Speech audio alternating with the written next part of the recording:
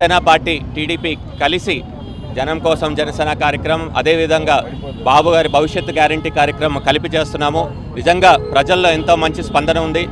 గతంలో కూడా మేము కనుక ఏదన్నా డివిజన్లో చేస్తే జనసేన పార్టీ చేస్తుంటే కనుక టీడీపీ వార్డులు డివిజన్ ఇన్ఛార్జీలు వచ్చి చేసేది. అదేవిధంగా నారాయణ గారు కనుక చేస్తుంటే భవిష్యత్తు గ్యారంటీ జనసేన కార్యకర్తలు కూడా నాయకులు కూడా వచ్చి పాల్గొనేది.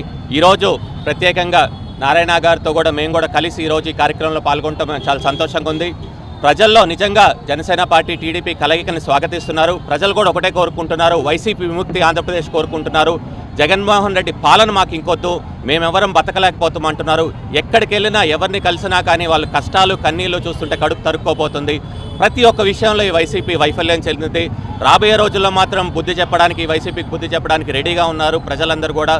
ప్రతి ఒక్కరు కూడా ప్రజలు కూడా ఆలోచించి మన భవిష్యత్తు, రాష్ట్ర భవిష్యత్తు, పిల్లల భవిష్యత్తును దృష్టిలో పెట్టుకొని ఈసారి జనసేన పార్టీ టీడీపీ ఉమ్మడి అభ్యర్థి ఎవరైనా కానీ తప్పకుండా ఓటేసి గెలిపించుకోవాలని చెప్పి కూడా కోరుకుంటున్నాను. జై హింద్, జై జనసేన.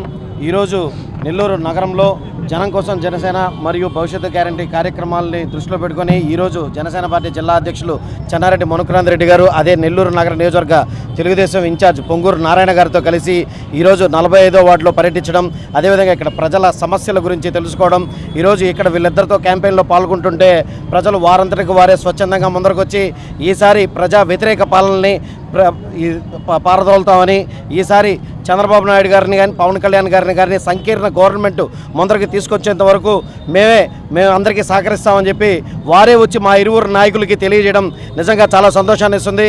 రానున్న రోజుల్లో తెలుగుదేశం జనసేన సంకీర్ణ ప్రభుత్వం ఏర్పాటు దిశగా అడుగులు పెడుతున్నామని, నెల్లూరు నగరంలో తెలుగుదేశం జనసేన ఉమ్మడి అభ్యర్థిని గెలిపించుకోబోతున్నామని చెప్పి తెలియజేసుకుంటూ సెలవు తీసుకుంటాను. జై హింద్, జై జనసేన.